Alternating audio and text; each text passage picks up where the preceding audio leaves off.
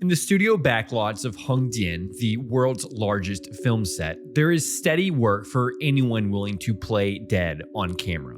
The pay is small, you lie down, you stop moving, and you wait for the director to finish the shot. One of the men who took that work was a former factory worker named Luo Huazhong. He had walked off an assembly line, cycled 2,000 kilometers from Chengdu to Lhasa, and worked out that he could live on about 200 yuan a month by eating twice a day and taking a job only 1 or 2 months a year. This was a man who was paid to lie still, and in his free time wanted to also lie still. And when he wrote a short post arguing that lying down was justice, the government treated his nap like an act of insurrection. In April 2021, on a Baidu forum, Luo posted a note titled "Lying Flat is Justice," a little over 200 characters. He wrote that he had spent over 2 years without work, doing nothing in particular, and never felt that anything was wrong. He name-dropped Diogenes sleeping in his barrel and signed off with a now infamous borrowed line: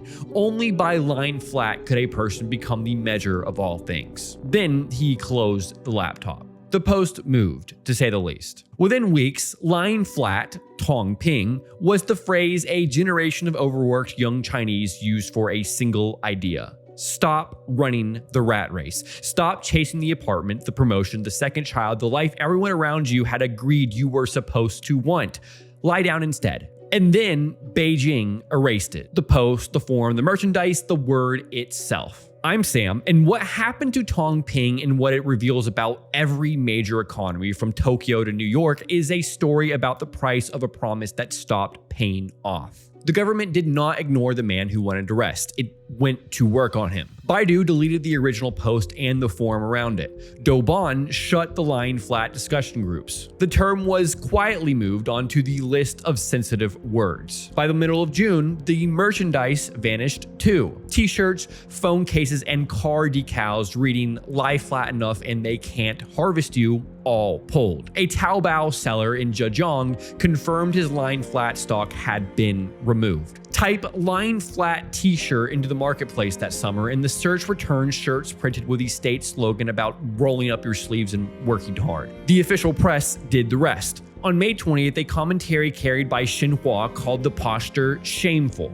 Guangming Daily warned about young people lying down before getting rich in a country about to get old. The Communist Youth League posted that the nation's young had never chosen to lie flat at all. The State Wire ran a video profile of an 86-year-old scientist who still worked 12-hour days and refused to rest.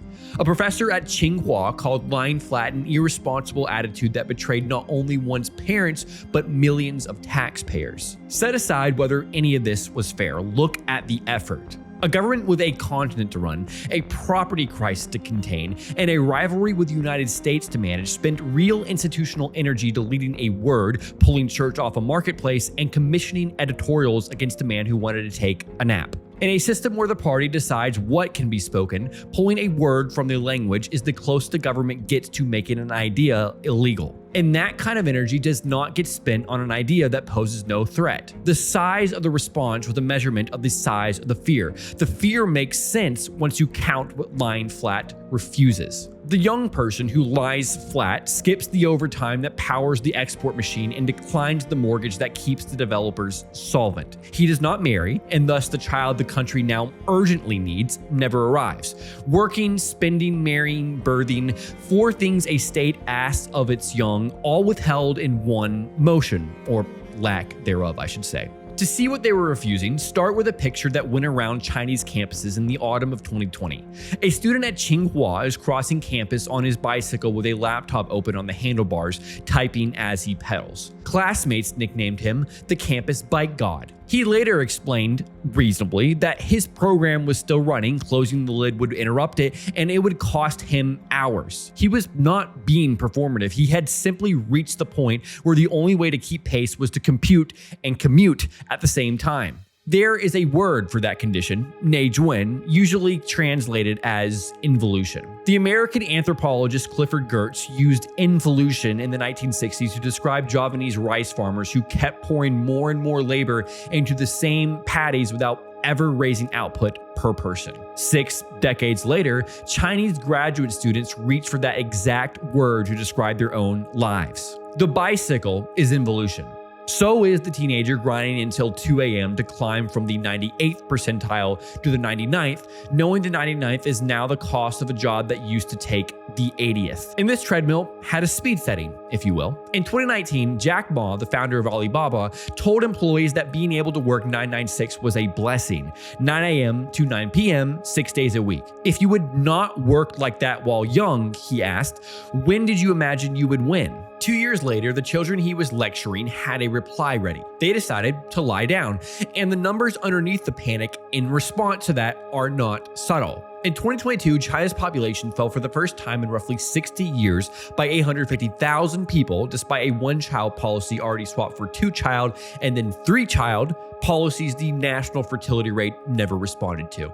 In the summer of 2023, the urban jobless rate for 16 to 24-year-olds climbed to 21.3%. A record. That August, the Statistics Bureau stopped publishing the figure, explaining that the methodology needed improving. Notice that symmetry. In 2021, the authorities deleted the word people used for the problem. In 2023, they deleted the number that measured it. When publication resumed months later under a method that excluded students, the rate came back at a far gentler figure. So the actual problem had not moved an inch. Instead, the way of seeing it had simply been edited to look better. It would be comforting and naive to file this as a China story, like as a quirk of a one-party state that can't tolerate a bad mood. The trouble with that reading is that China was actually late to the party. Japan lay flat 30 years ago. After its asset bubble burst at the start of the 1990s, Japan produced a generation that grew up watching the promised escalator suddenly grind to a halt, and it built the vocabulary for the result long before China needed it. There is Satori Seidai, the enlightened generation, a half-mocking name for young people who wanted no car, no brand name watch, no promotion, and no romance. Only a bit of quiet and a small life they could actually afford. Below that, in a darker register, sits the hikikomori, the word for the people who retreat into one room and simply stop coming out. In 2023, the Japanese Cabinet Office estimated that about 1.46 million working-age people were living this way. The trigger named most often was very telling. They had quit a job and never went back into the labor force to find another one. In other words, they didn't start that way. They were just kicked off the conveyor belt and couldn't find the motivation to climb back on. In South Korea, ran the same experiment at the highest intensity on Earth. Korean carries a whole stack of words for the surrender. Sampo Sere, the generation that gave up courtship, marriage, and childbirth, a label that kept stretching as employment and homeownership were added to the list of things no longer worth pursuing. There is the spoon hierarchy, where you are born a gold spoon or a dirt spoon, and the type of spoon you start with settles the rest of your life. And there is the name the whole arrangement goes by online. Hell Joseon, the country recast as a hell you are sentenced to at birth, where effort is a tax you pay for nothing in return. Then there is the one number that gathers all of it. In 2023, South Korea's total fertility rate fell to 0.72, the lowest any country has ever reported.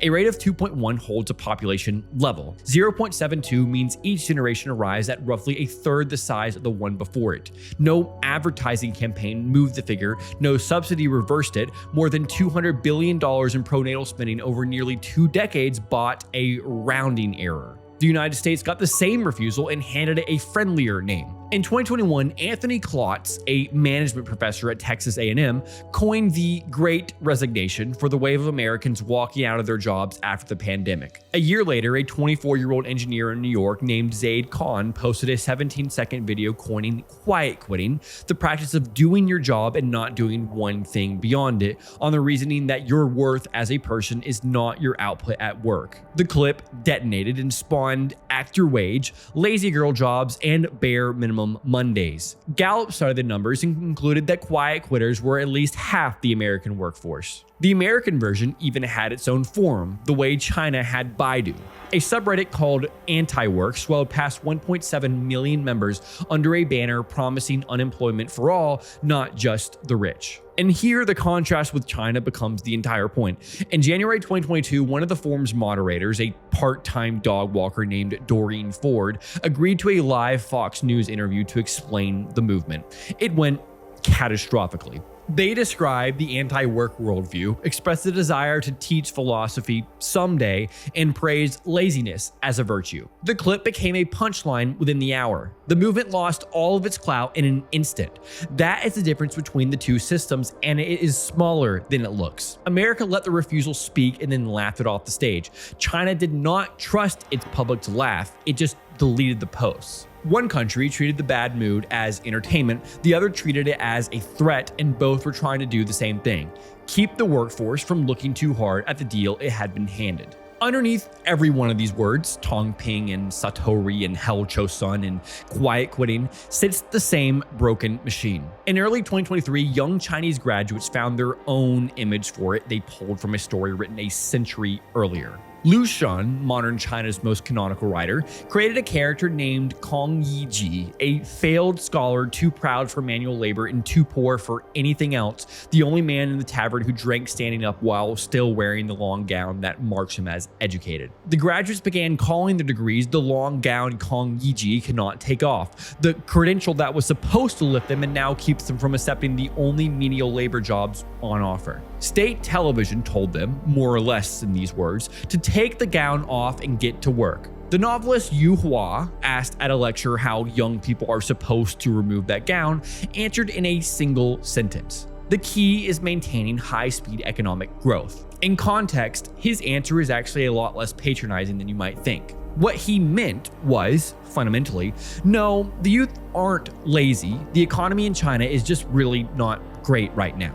Reviving it is the only way to solve the youth unemployment crisis. Fixing that labor supply glut is much easier said than done, though, because the arithmetic is national. China's universities pushed out over 11.79 million graduates in 2024 and a record 12.22 million in 2025 into a labor market that, at the last public count using a highly contested methodology, could not employ roughly 1 in 5 of its young people. Korea's cram school complex and Japan's examination funnel run the identical operation at smaller scale. Take in a generation, certify it for an elite that has nowhere near enough seats, and release it into a job market that quietly defaults on the promise the certificate implied, and hope for the best. But worse than unfair, this phenomenon is actually incredibly dangerous. The historian Peter Turchin has a name for this, drawn from comparing societies across centuries: elite overproduction. When a society trains far more credentialed, status-hungry aspirants than it has elite positions to seat them in, the surplus does not evaporate. Instead, graduates who were promised the front of the line and placed at the back of it become a growing reservoir of resentment. Prime example, Turchin notes that France in 1789 had minted more lawyers than its system could absorb. He also made similar observations about before the American Civil War and the Bolshevik Revolution. Lying flat is what elite overproduction looks like when the surplus is too tired to revolt and chooses instead to simply stop, which is, in and of itself, another form of revolt, since a massive lack of incoming labor supply is just as much of a threat to society, if not more so, as people turning over cars and storming buildings. This returns the whole story to one deflating fact that none of these governments can spin their way around. A price is information. When a market stops bidding on an asset, the absence of the bid is telling you what the asset is worth, and no amount of pleading with the buyers moves the number. A diploma in China, a career ladder in Japan, a marriage and a mortgage in Korea. A generation weighed the cost of each against the payoff and decided across tens of millions of private calculations to stop meeting the asking price. Traders have a phrase for writing an asset down to what it will actually fetch: mark to market, an accounting practice that measures the value of an asset or liability based on its current market price rather than its original purchase cost. Lying flat is a cohort marking its own future to market out loud and arriving at a figure its elders find unbearable. You can delete the word Tang Ping, and you can suspend the unemployment series, and you will have not raised by 1 yuan the return on a degree or lowered by 1 yuan the price of a Shanghai apartment. Korea can spend its hundreds of billions, and Japan can run its matchmaking schemes, and the fertility rate will keep printing the same verdict because that number is written in bedrooms, one decision at a time, by people who have already run the math. China made quitting illegal because quitting is the most honest reading anyone has offered of the deal.